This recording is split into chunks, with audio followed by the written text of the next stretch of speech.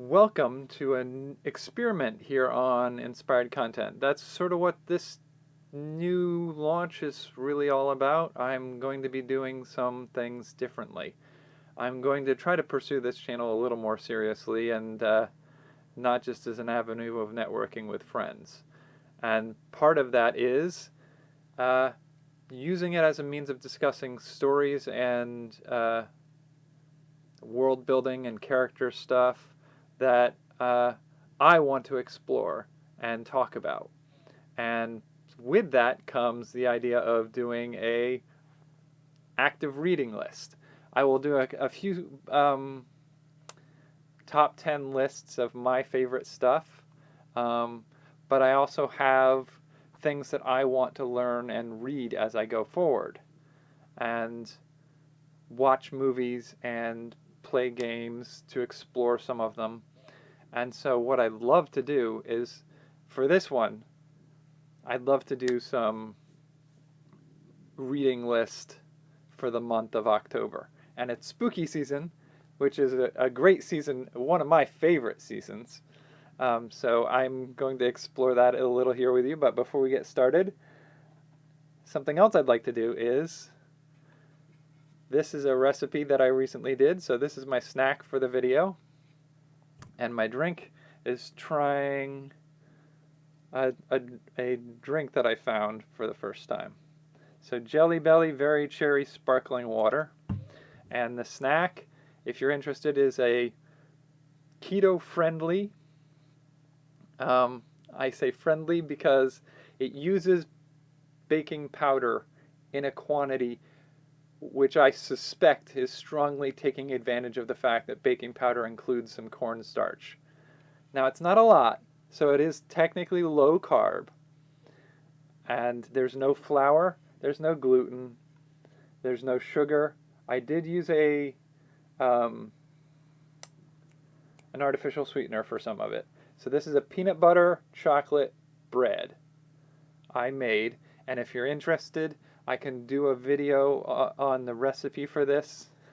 I'm thinking of doing it anyway, so if you want, let me know. I'll see what I can do about putting that video up. But for now, for spooky season, it turns out for spooky season, there are a lot of movies that I can reference.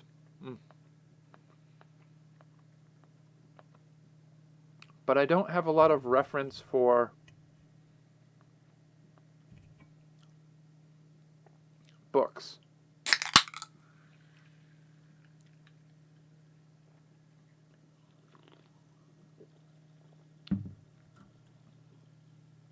Ooh, that drink is very much like a cough drop. Anyway, I have a lot of movies that I can reference because I've seen a lot of scary movies, but I haven't read a lot of scary stuff. Now, that may be down to me defining scary differently. I've seen Frankenstein, I've seen Dracula.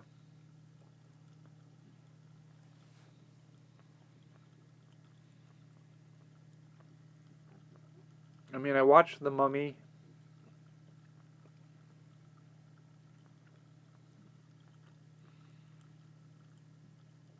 I can't think of anything. Like, is Jurassic Park spooky? I don't know that I have a lot in my head that I can think of book-wise, especially. That's scary.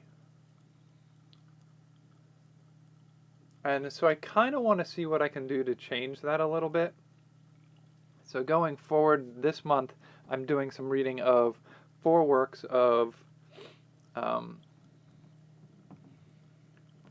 I guess we call them genre fiction, horror stories. And I will tell you about them now. So the first one I think I'm going to be doing is the Horla. Now this one is an English translation of a French story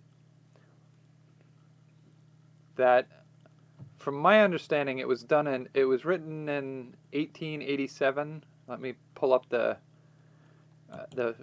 Wikipedia page about it. It's by French writer Guy de Maupassant, after an initial, much shorter version published in the newspaper in 1886. It does come with a recommendation here by another author. American horror author H.P. Lovecraft, in his Survey of Supernatural Horror and Literature in 1927, provides his own interpretation of the story, relating the advent in France of an invisible being who lives on water and milk, sways the minds of others, and seems to be the vanguard of a horde of extraterrestrial organisms arrived on Earth to subjugate and overwhelm mankind. This tense narrative is perhaps without peer in its particular department. It has been cited as an inspiration for Lovecraft's own Call of Cthulhu. So that's sort of like, I don't need to really delve or entrust too much more power to or spoilers of the story before I read it. It is a short story, so it's not a big, hefty tome. I think that's one of the other qualifications I have for some of my reading is like, I'm a storyteller. I love storytelling. But you can tell your story to me in less than 700 pages. That'd be great. I mean, I don't need every book I read to be some epic saga of near 1,000 pages per volume out of a 7-volume set. I do not need that.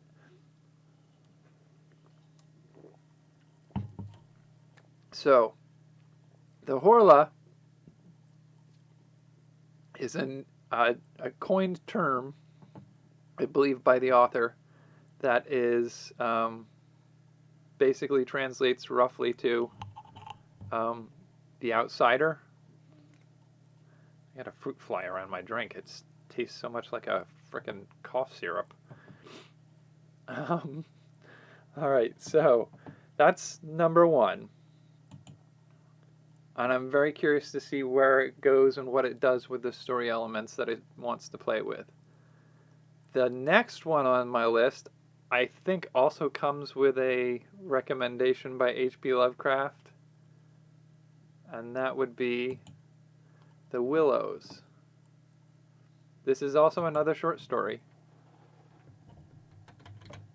Let me look it up again. I should have probably done this before I started, but we'll get it wrong as we do this experiment over and over again. We'll get it right eventually. So, The Willows is a novella by an English author, Algernon Blackwood.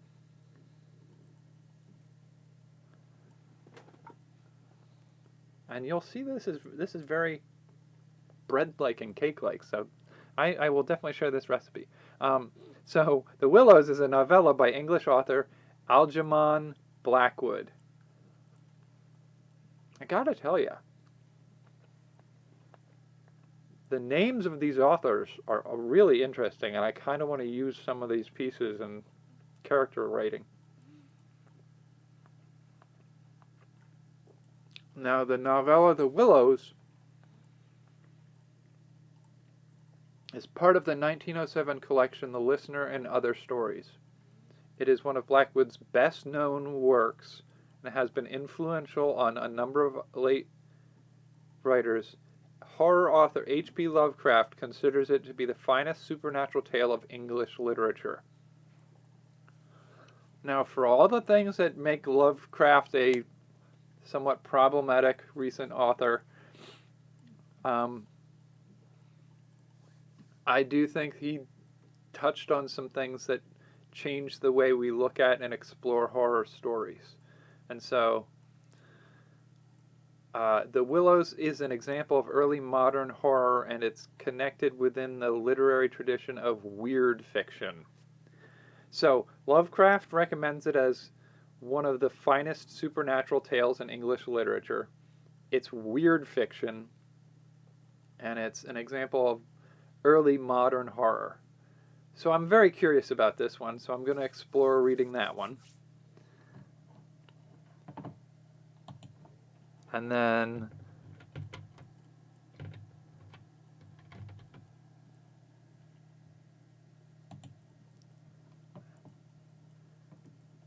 the third book that I'm going to be looking at, I guess book or story that I'll be looking at, is Carmilla. Now this one I went for of real interest because this is a Gothic novel by Irish author Sheridan Fanu, and one of the early works of vampire fiction, predating Bram Stoker's Dracula by 26 years. So this is before Dracula. This enters the world in a world where there isn't a Dracula yet.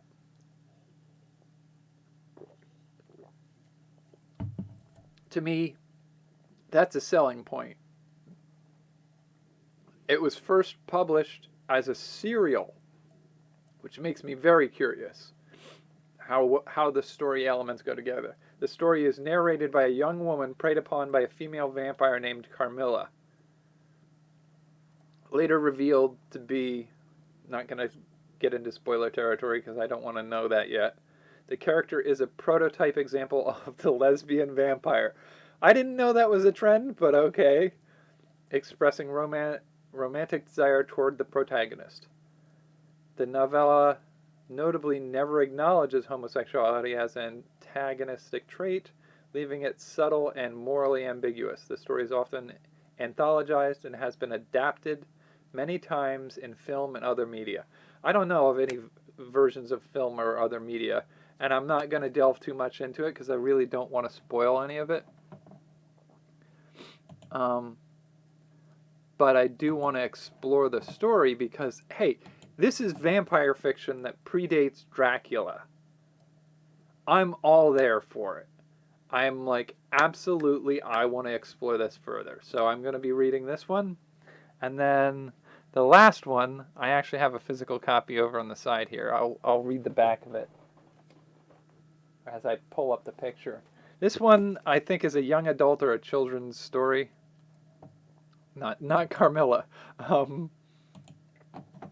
The Witching Hours, The Vampire Knife. And my copy is right here. So this is, I do think it's a children's or a young adult. I can't,